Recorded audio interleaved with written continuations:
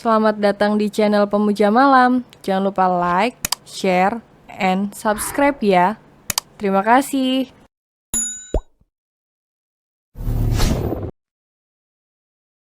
Chapter 11 tidak bisa lagi tersenyum. Setelah mendapatkan izin, Yuta pun menjatuhkan bokongnya di samping Ale duduk.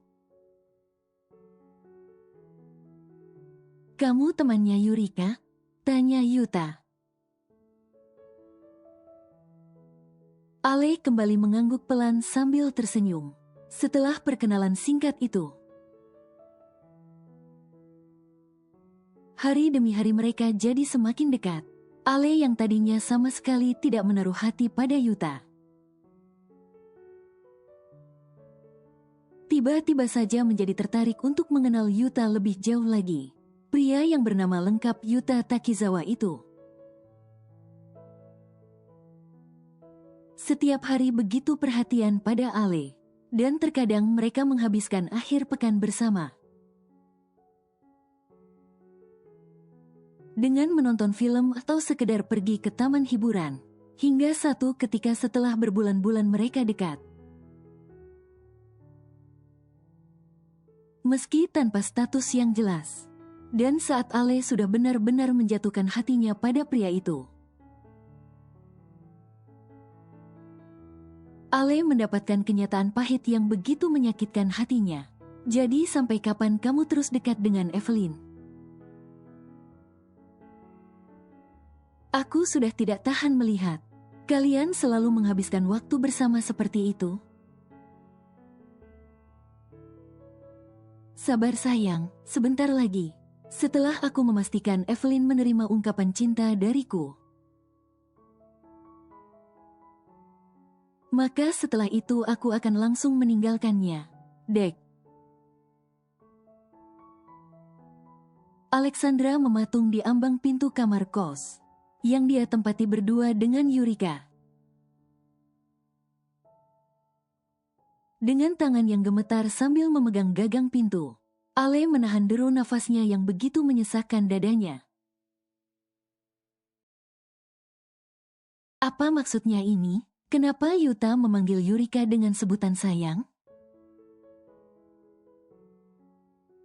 Tadinya Ale ingin langsung memergoki mereka dan mencaci maki keduanya habis-habisan.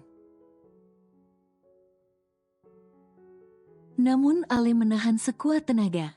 Ale ingin tahu apa yang akan mereka bicarakan lagi selanjutnya. "Lagi pula kenapa sih kamu harus taruhan segala? Itu konyol tahu nggak?" Terdengar di telinga Ale. Yurika merajuk pada Yuta. "Taruhan?" Beo Ale dalam hatinya masih belum mengerti kemana arah pembicaraan Yuta dan Yurika sebenarnya. "Maaf sayang, aku hanya iseng saja." "Tapi kamu tahu hadiah yang aku dapat dari taruhan ini? Sebentar, kamu harus melihatnya." Ucap Yuta seraya memperlihatkan pesan di ponselnya. Pesan yang ada dari grup WhatsApp-nya. "Apa, 10 juta, hanya dengan mempermainkan Evelyn kalian bertaruh sebanyak itu?" Dek, air mata Ale mulai jatuh setetes demi setetes. Gadis itu menggigit bibir bawahnya, menahan gejolak kemarahan dan sakit hati atas apa yang dilakukan Yuta. Terlebih Yurika, seseorang yang sudah Ale anggap seperti saudara perempuannya sendiri. "Aku hanya perlu mencampakkan dia saat dia sudah benar-benar mencintai aku. Makanya aku butuh bantuan kamu sayang, untuk terus mempengaruhi Evelyn agar dia semakin menyukai aku." "Dek." Ale menangis tanpa suara. Gadis itu mengepalkan tangannya dan meremas jari-jarinya dengan kuat. Sudah, jangan bicarakan dia lagi. Sekarang waktunya kita bersenang-senang. Terdengar suara kecupan yang penuh gairah. Jangan sekarang, aku takut Evelyn pulang.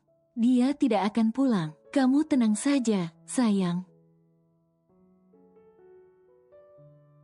Tadi dia sudah memberi pesan bahwa akan langsung berangkat bekerja. Dan dengan mata kepala sendiri. Ale melihat pergumulan panas Yuta dan Yurika di kamar yang menjadi tempatnya beristirahat selama ini. Dengan tangan yang gemetar, Ale mengambil ponselnya, lalu merekam kegiatan berbagi peluk keduanya dari balik tembok.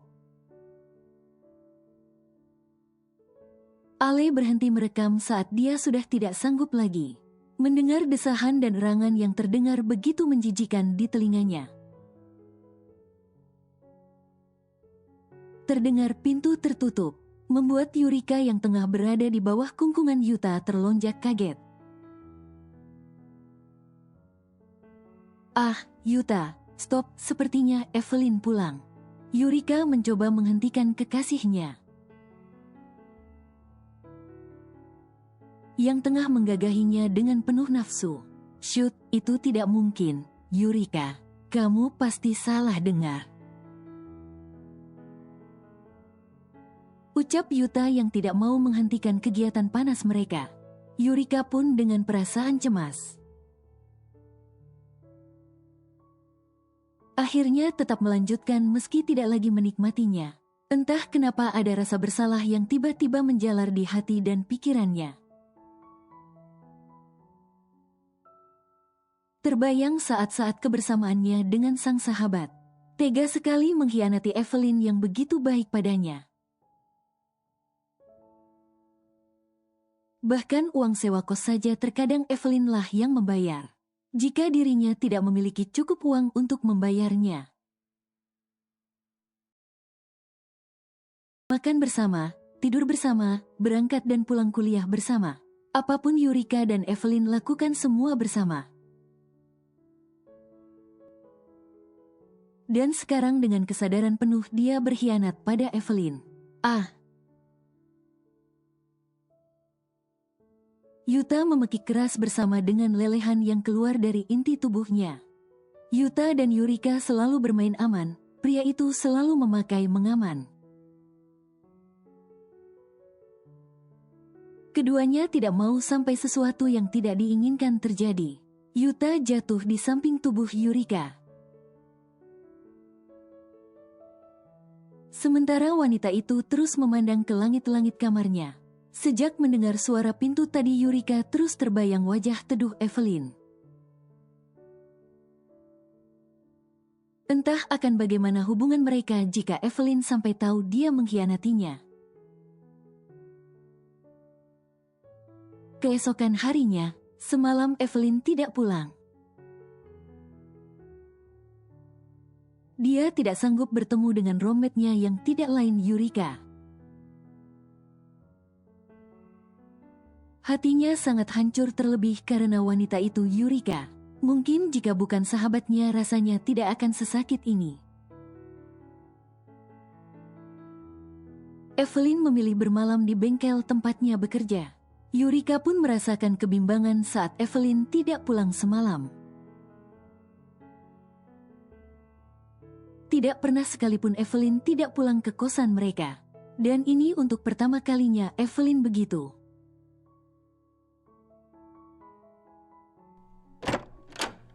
Suara pintu terbuka. Evelyn, kamu dari mana saja? Kenapa semalam tidak pulang? Tanya Yurika menghampiri Evelyn yang masih berada di depan pintu rumah. Evelyn mencoba untuk berpura-pura tidak ada yang terjadi. Pekerjaanku sedang banyak. Hoam, aku lelah. Aku istirahat dulu ya. Ucap Evelyn seraya masuk ke dalam melewati Yurika. Yurika yang melihat sahabatnya biasa saja pun sedikit bisa bernafas lega.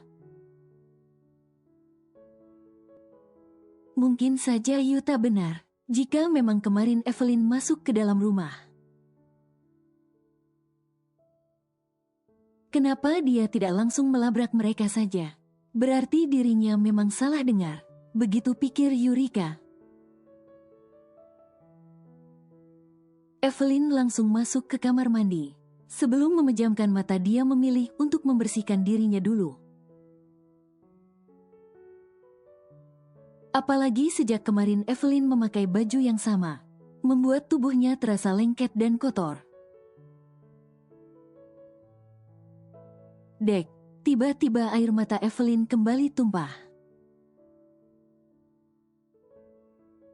Saat memikirkan mungkin saja kedua manusia biadab itu melakukan hal yang menjijikan bukan hanya di kamar tapi juga di kamar mandi. Ak, Evelyn berteriak meluapkan amarahnya.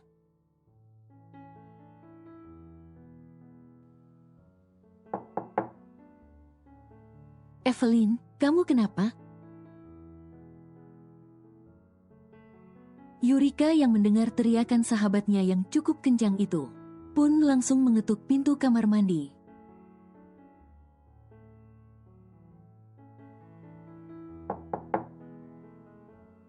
Sekali lagi Yurika mengetuk karena Evelyn tidak menjawab panggilannya. Evelyn, kamu tidak apa-apa kan? Tanya Yurika panik. Ya, aku tidak apa-apa. Jawab Evelyn dengan menahan isakannya lagi. Cukup lama Evelyn berada di dalam sana, hingga kurang lebih 45 menit. Dia pun keluar dengan handuk yang dia lilitkan di dadanya. Ada apa? Kenapa tadi kamu berteriak? Lagi-lagi Yurika menghampiri Evelyn yang baru saja keluar kamar mandi. Oh, itu, tadi ada kecoa. Aku hanya terkejut. Ucap Evelyn tanpa mau melihat ke arah Yurika. Evelyn pun segera memakai bajunya. Lalu berjalan menuju sofa ruang tamu mereka yang tidak terlalu besar itu. Kenapa kamu tidur di sana? Tanya Yurika ketika melihat Evelyn menjatuhkan tubuhnya di atas sofa panjang. Kenapa rasanya hari ini kamu banyak sekali bertanya, Yurika? Apa ada yang sedang kamu tutupi? Tanya Evelyn memberanikan dirinya untuk melihat wajah Yurika. Mantan sahabatnya, ya, sejak kemarin Evelyn sudah tidak lagi menganggap Yurika sebagai sahabat baiknya. Hah, tidak, apa maksudmu? Aku tidak sedang menutupi apapun darimu. Yurika terbata mendapat pertanyaan dari Evelyn yang seakan mengintimidasinya. Evelyn tersenyum. Kenapa wajahmu tegang begitu? Santai saja Yurika. Aku hanya bertanya. Setelah itu, Evelyn membalikkan tubuhnya, berbaring di sofa dengan posisi membelakangi Yurika. Kenapa Evelyn memilih untuk tidur di sofa daripada di kamarnya? Oh ayolah, kejadian kemarin membuat Evelyn jijik berada di kamar itu. Bahkan saat ini pun Evelyn masih terngiang-ngiang. Desahan dan erangan mereka yang terdengar begitu menjijikan. Yurika menatap punggung Evelyn dengan penuh kekhawatiran. Benarkah Evelyn hanya bertanya tanpa maksud lain? Atau memang sebenarnya dia sudah tahu sesuatu yang terjadi kemarin antara dia dan Yuta? Oh ya, hari ini aku tidak ke kampus. Kamu berangkat saja, aku mau beristirahat seharian. Dek, lagi-lagi ada kejanggalan yang Yurika rasakan. Evelyn tidak pernah membolos bahkan jika dia sakit sekalipun. karena Evelyn tidak ingin beasiswanya dicabut. Namun sekarang dia tiba-tiba tidak mau berangkat kuliah. Ada apa sebenarnya dengan dia? Setelah itu, Yurika pun bersiap untuk berangkat ke kampusnya. Dan sebelum berangkat dia pamit dulu pada Evelyn. Tentunya Evelyn tidak menjawab dan berpura-pura tidur. Dan sebelum benar-benar pergi, Yurika menyelimuti tubuh Evelyn dengan selimut sahabatnya itu. Hiks, hiks. Evelyn kembali menangis ketika Yurika sudah pergi. Kenapa kamu sejahat itu padaku, Yurika? Apa salahku padamu? Sore harinya, Yurika sudah sampai di kosannya lagi. Setelah seharian berjibaku dengan tugas kuliahnya.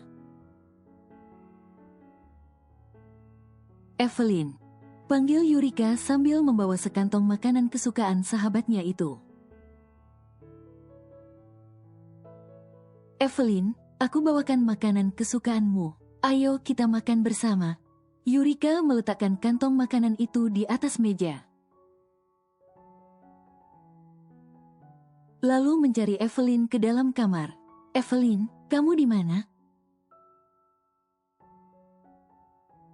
Tanya Yurika mulai panik karena sejak tadi dipanggil Evelyn tidak menjawab. Yurika pun mencari Evelyn di kamar mandi dan tidak ada siapapun di sana. Dek, Yurika mematung saat melihat kamar mandi sudah kosong. Bukan kosong dalam arti sebenarnya, namun kosong karena semua peralatan mandi Evelyn sudah tidak ada di sana. Dengan panik, Yurika pun berlari ke arah lemari dan meja di kamarnya tempat Evelyn menyimpan baju dan buku-buku belajarnya. Astaga, kemana semua barang-barang Evelyn? Kenapa tidak ada? Yurika pun mencoba menghubungi Evelyn. Namun saat Yurika ingin mengambil ponselnya, yang ada di dalam tas di ruang tamu, Yurika melihat secarik kertas yang tergeletak di atas meja. Yurika membuka kertas yang dilipas dua itu perlahan dengan tangan gemetar. Yurika, mulai hari ini aku tidak lagi tinggal bersamamu. Aku sudah menyewa rumah di dekat tempat kerjaku. Kamu pasti tahu aku selalu kelelahan. Setiap hari pulang pergi dengan jarak yang lumayan jauh. Untuk menghemat waktu dan biaya, aku memutuskan untuk pindah ke sana. Maaf karena aku tidak sempat menunggumu pulang. Semoga kamu mengerti. Evelyn. Hari berikutnya, Evelyn. Suara panggilan dari seseorang yang tidak asing. Evelyn menghentikan langkahnya menuju kelas. Dan berbalik ke arah seseorang yang memanggil namanya tadi. Kamu kemana saja? Sejak kemarin aku dan Yurika mencarimu. Entah sejak kapan Evelyn tidak bisa lagi tersenyum. Terlebih pada dua manusia yang tega mengkhianatinya. Aku sibuk, Yuta. Memang ada apa kamu mencariku? Tanya Evelyn dengan wajah datar dan terkesan dingin. Membuat tanda tanya besar bagi pria tampan itu. Tidak ada. Kami hanya mengkhawatirkanmu. Sahut Yuta bicara dengan lembut. Ya, nada bicara Yuta memang selalu seperti itu pada Evelyn. Mungkin itu juga salah satu cara Yuta untuk membuat hati Evelyn luluh. Yuta, mulai sekarang sepertinya kita tidak usah terlalu dekat. Yuta mengerutkan keningnya, bingung. Dan satu lagi, aku tidak ingin berhubungan dengan kamu dan Yurika lagi. Anggap saja kita tidak pernah mengenal seperti sebelumnya, oke, Dek? Yuta mematung di tempatnya, sementara Evelyn sudah kembali melangkah menuju ruang kelasnya. Pria itu tiba-tiba saja merasa ada yang salah dengan hatinya. Ada sakit yang sulit dia artikan saat Evelyn mengatakan hal itu.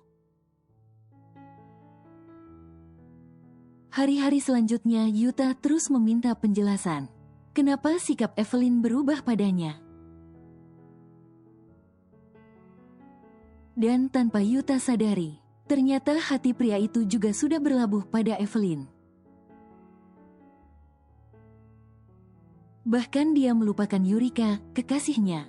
Yuta terlalu sibuk mengejar Evelyn yang terus mengacuhkannya. Pria itu bahkan tidak peduli lagi dengan taruhannya untuk mendapatkan seorang Evelyn.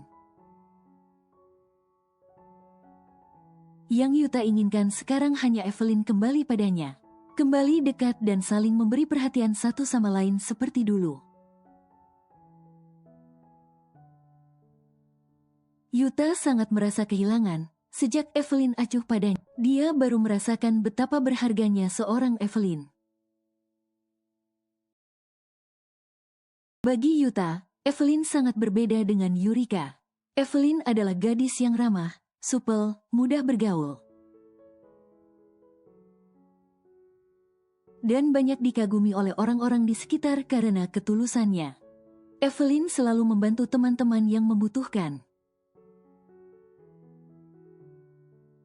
tanpa meminta balasan apapun. Makanya semua orang sangat menyukai Evelyn. Wajah dan hatinya sama-sama cantik. Hari berganti minggu, minggu berganti bulan. Dan tibalah saatnya di mana Evelyn dan teman-teman seangkatannya dinyatakan lulus dari universitas itu. Tidak ada kemeriahan atau pesta, karena memang saat itu virus mematikan. Masih menjadi wabah yang menakutkan di setiap negara. Tinggal beberapa hari lagi setelah dokumen-dokumen pentingnya selesai. Evelyn akan kembali ke tanah air. Saat ini Evelyn berada di kampusnya. Di taman tempatnya biasa menyendiri, setelah tidak memiliki lagi seorang sahabat. Tiba-tiba, seseorang yang berbulan-bulan dia hindari duduk di sampingnya, menatap ke arah danau yang sama yang ada di depan mereka. Hening, tidak ada yang bicara lebih dulu. 1 menit, 2 menit. Hingga di menit ketiga, Evelyn pun bangun dari duduknya untuk bergegas pergi meninggalkan seseorang itu. Sebelum Evelyn pergi, tangannya tiba-tiba dicekal oleh seseorang yang lain. Kita harus bicara, ucapnya dengan tatapan tajam pada Evelyn. Evelyn langsung menepis tangan itu. Kalian saja yang bicara. Aku tidak berminat bicara dengan pengkhianat seperti kalian. Ucap Evelyn dan ingin kembali melangkahkan kakinya pergi. Pengkhianat, apa maksud kamu? Evelyn menahan langkahnya, lalu berbalik menatap kedua orang munafik yang menjijikan. Ya, kalian pengkhianat, terlebih kamu, Yurika. Evelyn menunjuk Yurika dengan kedua matanya yang sudah memerah.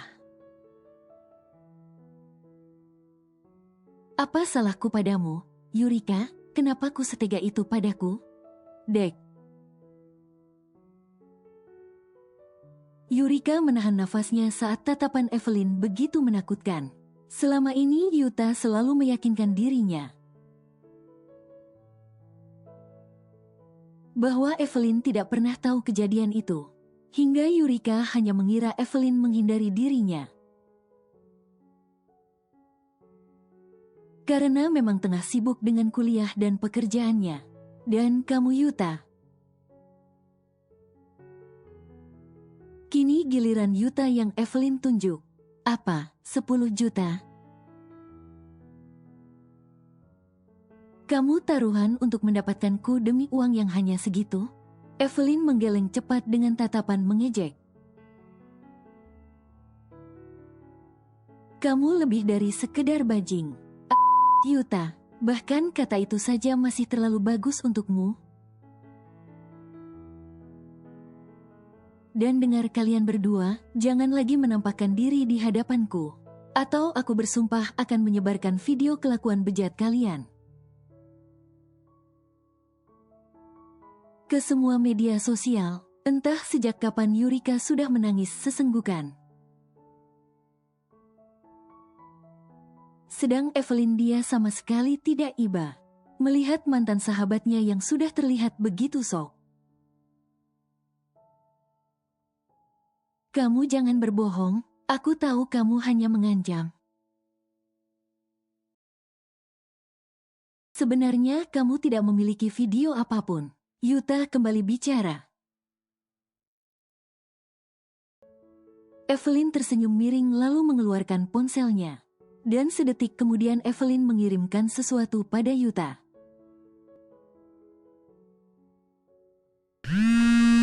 Ponsel Yuta bergetar. Dan sebelum Yuta membuka ponselnya, Evelyn sudah lebih dulu meninggalkan Yuta dan Yurika. Dek, Yuta mematung dengan kedua mata yang melotot menatap layar ponselnya. Evelyn, maafkan aku, Hicks. Yurika semakin histeris.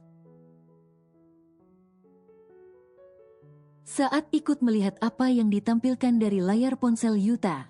Aku sudah memaafkanmu, Yurika. Aku hanya tidak sanggup melihatmu, karena aku akan terus mengingat kejadian itu seumur hidupku.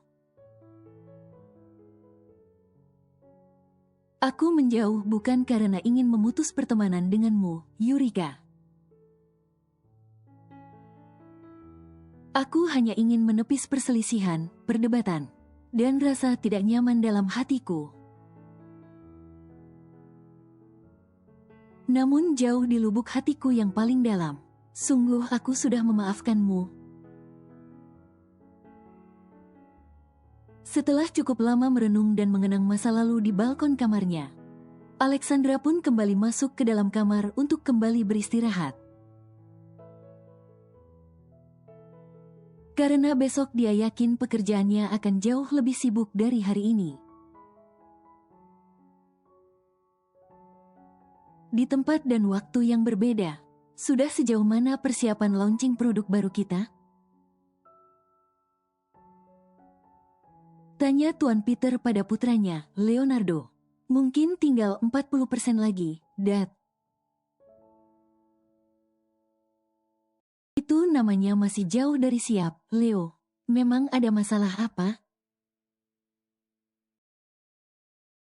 Rasanya ini terlalu berlarut-larut.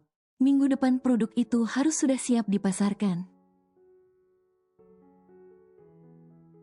Leo bimbang. Kalau produk yang dimaksud itu selesai dalam waktu 3 hari ini.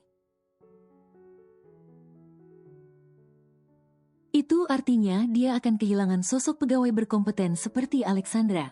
Tapi jika produk itu tidak selesai,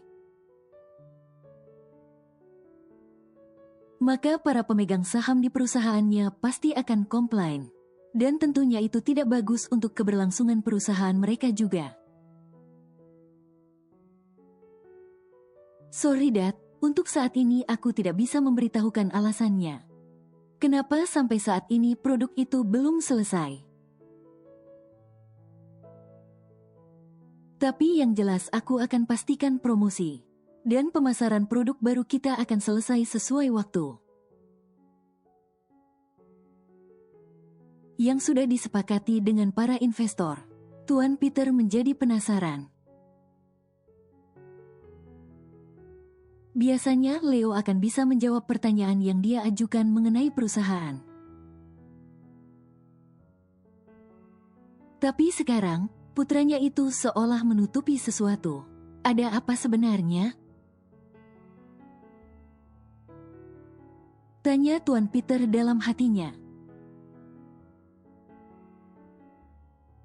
Mom, tadi kamu ke perusahaan, kan? Tanya Tuan Peter pada istrinya. Setelah berbicara dengan Leo tadi, Tuan Peter pun memilih untuk langsung menemui sang istri di kamar pribadi mereka. Ya, kenapa?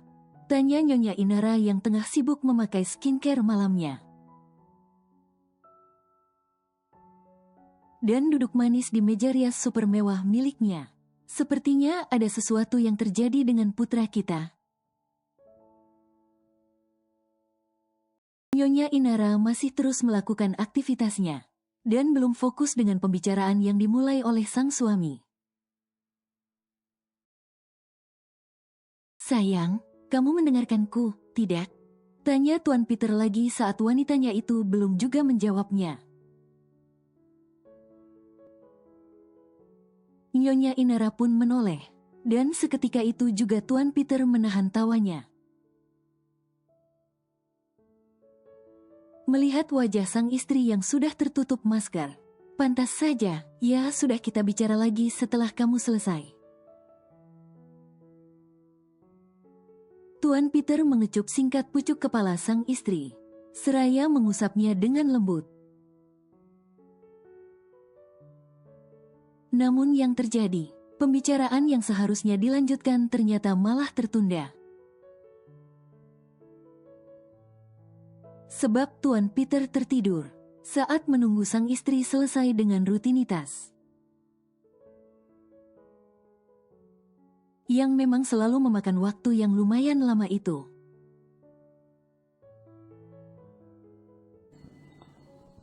Bersambung.